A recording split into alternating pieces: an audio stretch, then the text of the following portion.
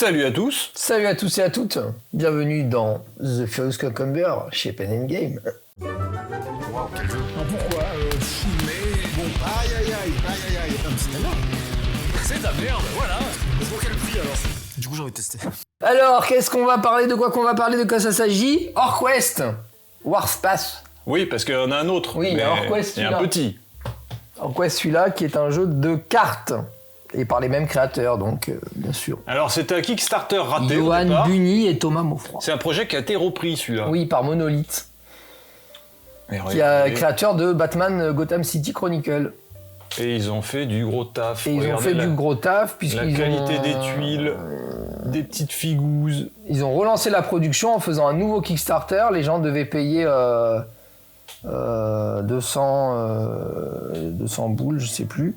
Et en payant avec les nouveaux Kickstarterers, ça permettait aux anciens de payer juste les frais de port et de récupérer, et la TVA, et de récupérer leur pledge. Mais en parlant de Donc port... c'était une forme de caritatif. Oui. Mais en parlant de port, tu as une extension avec des ports. J'ai une extension avec des ports qui s'appelle PortQuest. Les frais Non, de port. On a une petite blague avec le jeu saucisson sur les frais de port. Alors vous voyez, il y a en fait dans la boîte, on va la montrer. Alors, C'est vous un voyez, beau dungeon crawler. il y a beaucoup de dés. Regardez tous les dés que j'ai. Eh ben, Ils servent tous. il les a aussi. Il Eh a oui. autant de dés de son côté. On a des dés d'attaque et des dés de défense suivant les couleurs, parce qu'on va attaquer les ennemis avec des couleurs différentes de jaune à rouge. La base, voilà, on est sur du dungeon crawler. Vous voyez, il y a des tuiles. Alors il y a pas mal de petites particularités. On joue donc avec des cartes. Donc il y a une carte mouvement. Il y a des combos, on peut enchaîner des combos avec les cartes si les conditions sont remplies. Si on a touché, si on fait une touche, on peut faire une combo 1 et faire gratuitement une carte. Vous avez une carte ici, je vous la montre, une carte d'aide de déplacement. Ça vous coûte pour une action. Vous pouvez utiliser directement vos 2 actions pour faire 9 mouvements, donc 9 cases au lieu de 6. Oui, c'est ça. Mais du coup, tu peux plus te battre, parce que tu auras fait Tu peux tes pas deux... plus te battre, Tu effectivement. auras fait tes 2 mouvements.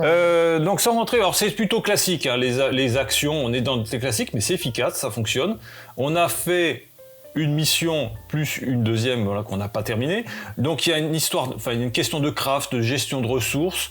Vous avez beaucoup de personnages différents, surtout sur cette version Kickstarter qui a 2 grosses boîtes. Beaucoup de personnages, tu as toutes les extensions. On va la montrer, je pense à la fin pour faire un petit tour de tout ce qui est proposé. Il y a énormément de cartes, de loot, de monstres différents, donc de créatures. Donc là, nous sommes des orques, nous attaquons en général des humains. Ça doit être des elfes ou des nains aussi dans les extensions, Oui, il y j'imagine. a des elfes et des nains, il y a des zombies aussi. On est dans une référence directe à HeroQuest, hein, vous regardez la couverture, c'est HeroQuest mais avec des orques. Ah bah oui, clairement. On est en plein dedans.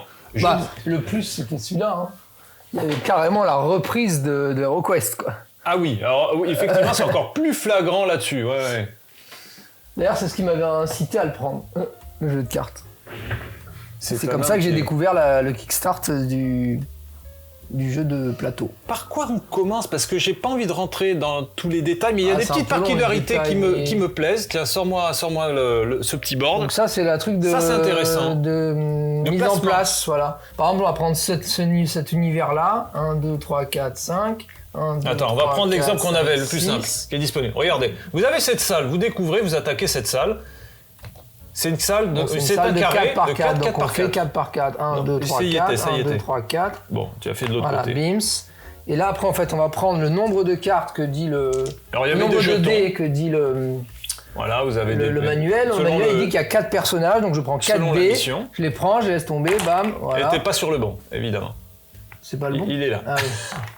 Bon, après, ça ne change pas grand-chose Voilà, pour les bam. grands. Et en Voilà. fait, l'endroit où ça va arrêter, bon là, bon, comme ils sont sur plusieurs, on choisit sereinement où on Voilà, veut. et les on autres, les met au bon place, endroit. et on tire des Et on va petits tirer des jetons. petits jetons comme ça, là, qui vont là, Voilà. et on va les poser aux endroits. Et on fait apparaître en les question, et on va faire les dévoiler. Donc là, par exemple, à la place de truc, il y a un petit paysan. Donc on va prendre le petit paysan, et on va le mettre dans la direction où il est apparu, c'est-à-dire comme ça. Et là, on va revoiler l'autre, et là, par exemple, il y a 2 paysans, mais ils sont dos au premier, donc on va les mettre comme ça. Voilà. Bon, Et après, on peut tomber sur des chiens de guerre, sur des. voilà, il y a pas que ça. plein d'animaux. Je de continue personnages. brièvement. Vous avez une notion ici de niveau d'alerte. Alors c'est très particulier parce que HeroQuest, on est dans un donjon, puis on ouvre les portes, puis il y a des monstres. Alors que là, il y a une notion moi qui me plaît plus ou moins, ça permet la variété, sa notion de patrouille. Vous voyez, il y a une patrouille qui va apparaître, plusieurs, un niveau d'alerte, des gens qui vont peut-être courir jusqu'à la cloche pour enclencher un niveau d'alerte, donc avec plus une espèce de un peu une horde, tu sais, un peu horde, c'est-à-dire au-delà des salles avec la surprise. Et à chaque tour, on tire une carte pour voir s'il se passe quelque chose. Bon là, il y a des événements, une patrouille qui peut arriver. Vous avez un niveau de badass que vous pouvez dépenser selon vos capacités, vos cartes. Et aussi pour ressusciter des personnages, parce on que, perd un 10 exemple, points et on récupère. La première mission, je l'ai trouvée extrêmement facile, et au moment où on est arrivé à la fin, il y a un paysan qui a décidé de faire un gros critique, j'avais toute ma vie, et t'as one shot. La mission s'était très bien passée, et je me suis retrouvé quasiment mort, avec simplement une très bonne réussite de sa part, donc il y a quand même une notion 2D, c'est pour ça qu'il propose, contrairement à HeroQuest ou à d'autres jeux du genre, de se ressusciter dans le système. Parce que les paysans, en fait, ils lancent 2 dés blancs. Mais dans les dés blancs en question, il y a... Vous voyez, paysans, en mêlée, ils font 2 dés, ils peuvent attaquer aussi à distance avec leur fourche. Il y a une notion de défense, il y a une notion de réaction, vous avez les points de vie. Alors les points de vie, vous avez plusieurs niveaux, vous avez jaune, orange et rouge. Bon, c'est une idée intéressante. Comme dans le jeu de dés d'ailleurs. Moi, ce qui m'a fatigué, c'était la notion d'orientation. Alors, c'est peut-être quand on est habitué, ça va tout seul, mais avec les règles que l'on avait qui sont pas compliquées. Le jeu n'est pas compliqué. Non, pas très compliqué. Mais je comment s'oriente l'orientation au niveau méchants, de la gestion de l'infiltration, la gestion aussi un peu des patrouilles. Alors ils avancent là, si ça se passe, s'ils l'ont vu, dans quel côté, s'il y a une ligne de vue. Je trouvais que ça alourdissait pour apporter pas grand chose. En fait, je m'en fiche. Au bout d'un moment, on s'est dit on va faire 2 points de vue logiques. Ils nous ont vus, ils nous ont pas vus. On rentre dans la salle, il y en a un qui attaque, qui se retourne vers celui qui attaque. Pour faire beaucoup plus efficace. Je trouve, on a passé beaucoup de temps pour se remettre dans le jeu. On a fait une mission, ça s'était bien passé. Et là, cette mission, déjà la mise en place, vous voyez, il y a beaucoup de matériel. Le temps de mettre en place, ça demande un certain temps. Et après, se remettre dans les règles, qui ne sont pas compliquées. Si vous jouez régulièrement, je pense que ça va bien se passer. Mais si vous faites des coupures, la gestion donc, des ennemis, de l'orientation et des patrouilles, j'ai trouvé ça un peu lourdingue. Pour moi, alors du coup, vous avez des missions où vous avez toujours faire pas d'infiltration, mais avec une notion d'alerte. Toutes les missions fonctionnent apparemment sous cette règle. Alors qu'HeroQuest, vous entrez dans le donjon, vous ouvrez les salles, vous tapez dessus, vous voyez ce qui se passait. Mais là, c'est différent. Je suis, on va dire, c'est pour moi le gros bémol un petit peu du jeu, de re-rentrer et de gérer, de replonger chaque fois dans le livre de règles, en se dire est-ce que je fais la bonne chose, est-ce qu'il a le bon comportement. Voilà, j'ai trouvé ça un peu laborieux. Est-ce que tu as le même opinion ? Oui, c'est vrai que c'est la gestion des réactions des personnages ennemis face à nos avancées sont pas toujours évidentes, on va dire. Alors que le jeu, vous voyez les cartes, ça peut être simple, franchement. Vous faites une attaque, vous lancez votre dé en fonction de l'arme dont vous disposez, il y a le dé qui est indiqué. Je sais pas pourquoi ils ont alourdi ça comme ça. Alors c'est vrai que c'est un intérêt, mais pour moi ça plombe le jeu quand on n'a pas vraiment l'habitude, ou si on ne joue pas régulièrement, qu'on replonge dans le jeu, j'ai trouvé ça un peu lourd pour rien. Ce n'est que mon avis. Mais sinon ça tourne bien, franchement. Et puis le contenu. Est-ce que tu veux rajouter quelque chose sur les mécaniques de jeu ? Oui, en fait les mecs ils ont réussi à one shot parce que comme je disais, donc les paysans ils lancent 2 dés blancs. Seulement sur les dés blancs il y a des attaques jaunes, mais il y a aussi des attaques oranges qui sont plus puissantes et qui touchent les points de vie orange, et des attaques rouges qui sont encore plus puissantes et qui touchent carrément les attaques, les points de vie rouges. Donc quelqu'un qui a des points de vie jaunes et qui se fait toucher par une attaque rouge, il va perdre beaucoup plus de points de vie. Donc si un paysan il fait 2 rouges, il fait l'équivalent de 4... c'est 4 jaunes, un rouge. 4 jaunes. Donc il fait 8 jaunes en fait. Donc c'est comme ça qu'on peut se retrouver un mec qui a 8 de vie mais qui a que de la vie jaune qui se fait headshot par un paysan. Vous voyez, le sorcier, il a que du jaune, il a 8 jaunes, il se prend 2 rouges et il est mort. Quoi. Ah ouais, tout à fait. C'est un peu expéditif des fois. Donc ça, étonnamment. Il y a un problème un peu, je sais pas, d'équilibre, mais c'est vrai que on prend de l'armement. Peut-être qu'au début de partie, nous disposons pas de l'équipement qui permet. Mais après, ça reste des dés. Bien résister, bien sauver. C'est des dés et les dés peuvent être très punitifs. Oui, c'est le principe du dé, quoi. C'est que si t'as de la chance, ça fonctionne. Si t'as moins de chance, tu fais vite. Alors toi, qui es quand même aussi un gros joueur d'HeroQuest, un peu de tout ça, c'est ta cam, HeroQuest. HeroQuest, c'est ma cam. Ah ouais, clairement. Ouais. Je l'ai pris parce que déjà j'avais adoré le jeu de cartes et le jeu de dés précédemment. précédemment fait par Thomas Maufroy et Johan Bunny, pas faire des fautes. Et donc Maze Game, j'avais beaucoup aimé leur proposition et j'attendais beaucoup Orquest. Et puis quand j'ai vu qu'il avait été annulé, j'étais un peu triste parce que j'avais pas eu le temps de pledger. Et puis quand Monolith a dit on le reprend nous, allez vous payez machin, vous payez un écu forfaitaire pour les gens qui l'ont pas eu. Si toi j'ai dit super, ça fait une action caritative et en plus je me prends un super jeu. Donc alors oui, parce que toi qui as mieux suivi l'affaire, moi j'avais pas suivi. Tu n'avais pas pledgé. Ceux qui avaient pledgé auparavant ont été remboursés. Non, en fait ceux qui avaient pledgé, ceux qui voulaient être remboursés ont été remboursés, mais sinon les autres ils avaient juste à rajouter la TVA et les frais de port.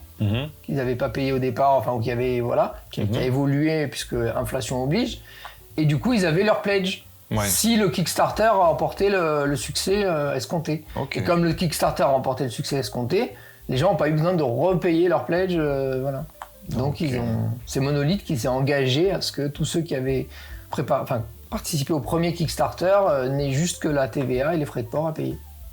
Très bien. Ce que j'aime bien aussi dans le jeu, pour rester dans les points positifs, c'est comme on a fait que le début. Il y a énormément de cartes, de paquets de cartes qu'on n'a pas ouvertes, qui s'ajoutent. Les extensions, le nouveau matériel, nouveaux héros. Alors le nouveau héros, de ce que j'ai constaté, quand même pas mal de talents qui se répètent en fonction de la classe, un petit peu. Il n'y a pas de classe à proprement parler, mais il y a des guerriers mêlés. Et les guerriers mêlés, je trouve qu'il y avait beaucoup de talents qui étaient un peu rondonnants, qui ressemblaient très proches un petit peu des autres personnages. Alors, on va les montrer. Au niveau des figurines et des styles, c'est quand même... je dirais pas le jour et la nuit, mais il y a quand même une variété assez importante. Je dirais, moi, au niveau du thème, en fait, l'idée de dire, au lieu de jouer des héros, on joue des orques, c'est rigolo. D'ailleurs, ça joue sur le ton humoristique, au niveau des scénarios. Là, on doit interroger des paysans. C'est amusant, l'idée est amusante.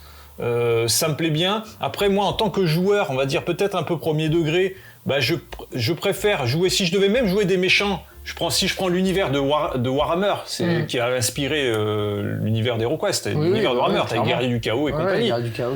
J'aurais préféré carrément jouer un vrai sorcier du chaos ou un guerrier du chaos plutôt que des orques. En fait, c'est le côté peut-être un peu sale et un peu marrant. Les orques, oui, c'est rigolo, mais si je dois faire une vraie campagne dessus, est-ce que ça me plairait vraiment de rester sur un ton humoristique sur toute mon aventure? Après, ça fonctionne bien, mais c'est en termes d'implication, tu vois, c'est comme un rôliste. Dire, est-ce que j'ai envie d'incarner un rôle, un orc? C'était déjà leur choix avec le jeu Orquest, où on poutrait déjà avec le jeu de dés de cartes que j'ai montré, on poutrait déjà des humains. Oui, après c'est assez rigolo. Là, tu vas tataner des paysans, tu les interroges, où est le truc? Je sais même plus ce qu'on devait chercher. On cherche la sortie. Thématiquement, c'est amusant, ça fonctionne. Il y a une bonne variété, je sais plus combien il y a de missions. Puis avec les extensions, il y a des missions à n'en plus compter. Des matériels. On va peut-être montrer le matériel. Et avant de montrer le matériel, est-ce que tu veux encore rajouter quelque chose sur ton expérience de jeu? Non, moi j'ai beaucoup aimé le jeu.